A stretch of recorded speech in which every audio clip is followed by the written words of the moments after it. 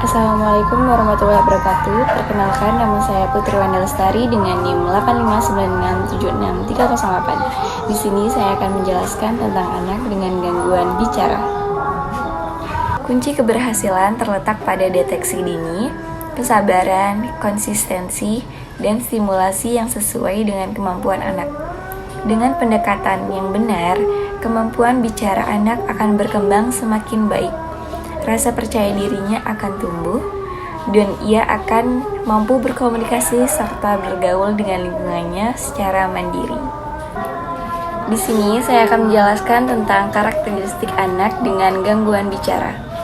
Anak dengan gangguan bicara memiliki ciri khas berupa ketidaksesuaian atau keterlambatan dalam kemampuan mengucapkan bunyi, kata, atau kalimat dibandingkan anak lain seusianya.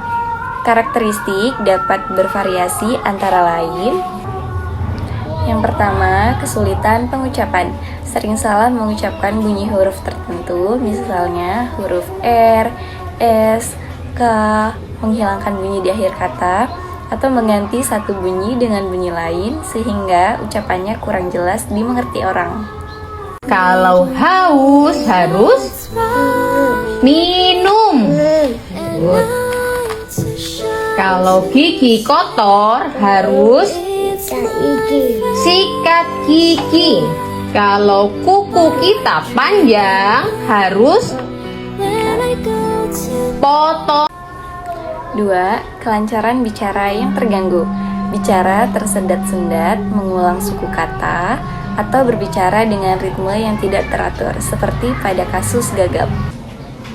Yang ketiga, kualitas suara berbeda. Suara terdengar serak, terlalu keras, terlalu pelan, atau nadanya tidak sesuai dengan usia dan situasi. Yang keempat, keterlambatan kosakata. Menggunakan kalimat yang sangat pendek, sederhana, atau sulit menyusun kata menjadi kalimat yang teratur dan bermakna. Pemahaman yang mungkin terganggu. Pada beberapa kasus, anak juga memahami instruksi dan perkataan orang lain, meskipun kemampuan pendengarannya normal. Setiap anak memiliki tingkat kesulitan yang berbeda, namun mereka tetap memiliki potensi untuk berkembang dengan dukungan yang tepat. 2. Permasalahan yang sering muncul. Kendala yang dialami anak tidak hanya pada aspek bicara saja, tetapi juga berdampak pada hal lain seperti yang pertama, kesulitan berkomunikasi. Sering tidak dimengerti oleh orang lain, sehingga keinginan atau perasaannya tidak tersampaikan dengan baik. Yang kedua, masalah emosi. Mudah marah, frustasi, menangis, atau tantrum karena merasa kesulitan menyampaikan apa yang ada di pikirannya. Ada juga yang menjadi pemalu, pendiam, atau menarik diri dari pergaulan. Dan yang ketiga, hambatan interaksi sosial. Sulit menjalin pertemanan, enggan berbicara di depan umum, atau merasa rendah diri dibandingkan teman sebayanya. Dan yang keempat, kesulitan belajar. Kemampuan bicara yang terganggu seringkali mempengaruhi kemampuan membaca, menulis, dan memahami pelajaran di sekolah. Yang kelima, dipandang sebelah mata. Terkadang mendapatkan ejekan atau pandangan negatif dari lingkungan yang dapat menurunkan rasa percaya diri anak. Dan yang ketiga, cara penanganan dan strategi pendampingan. Penanganan yang tepat dan konsisten sangat membantu perkembangan anak. Berikut langkah-langkahnya. Yang pertama, deteksi dan intervensi dini. Segera bawa anak berkonsultasi ke dokter anak atau ahli terapi bicara untuk mengetahui penyebab dan jenis gangguan. Karena penanganan sejak usia dini memberikan hasil yang jauh lebih baik. Dan yang kedua, ciptakan lingkungan yang mendukung. Ajak anak berbicara sesering mungkin dengan nada lembut dan kalimat sederhana. Berikan waktu yang cukup lama bagi anak untuk merespon, jangan terburu-buru memotong pembicaraannya. Yang ketiga, jangan meniru ucapan anak. Jika anak salah mengucapkan kata, ucapkan kata yang benar dengan jelas sebagai contoh, tanpa menyuruhnya mengulang atau mengejek ucapannya yang salah. Dan yang keempat, berikan pujian dan semangat. Berikan apresiasi atas setiap usaha dan kemajuan anak, sekecil apapun. Hindari memarahi atau memaksa anak saat ia kesulitan berbicara. Dan yang kelima, kerja sama antara rumah dan sekolah. Orang tua dan guru perlu saling berkomunikasi agar cara pendampingannya dan latihannya yang dilakukan konsisten di kedua lingkungan tersebut. Dan yang keenam, ikut program terapi. Lakukan latihan sesuai saran terapis secara rutin karena terapi yang terarah sangat efektif mempengaruhi kemampuan bicara anak.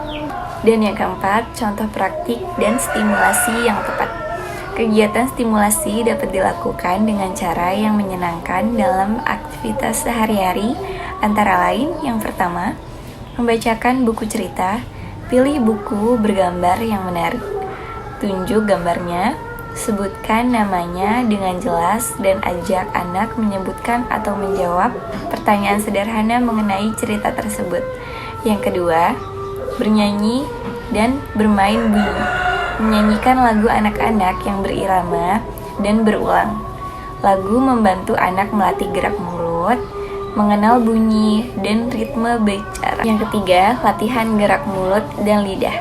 Ajak anak melakukan gerak seperti menjulurkan lidah, meniup pelan-pelan, atau meniru gerakan bibir. Ini membantu menguatkan otot-otot bicara. Yang kelima, bermain tanya jawab.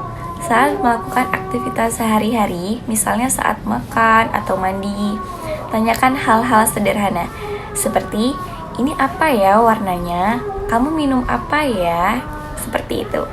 Dan yang keenam, bermain peran. Gunakan boneka atau mainan untuk berpura-pura berbelanja, berkunjung, atau mengobrol. Ini melatih anak menggunakan kalimat dan berani berbicara dalam suasana santai. Dan yang kelima, penutupan dan kesimpulan. Gangguan bicara adalah kondisi perkembangan yang dapat diatasi dengan dukungan yang tepat, bukan tanda ketidakmampuan anak. Tantangan yang dihadapi anak sebenarnya adalah peluang bagi orang tua dan lingkungan untuk memberikan perhatian lebih dan pendampingan yang penuh kasih sayang. Kunci keberhasilan terletak pada deteksi dini, kesabaran, konsistensi, dan stimulasi yang sesuai dengan kemampuan anak.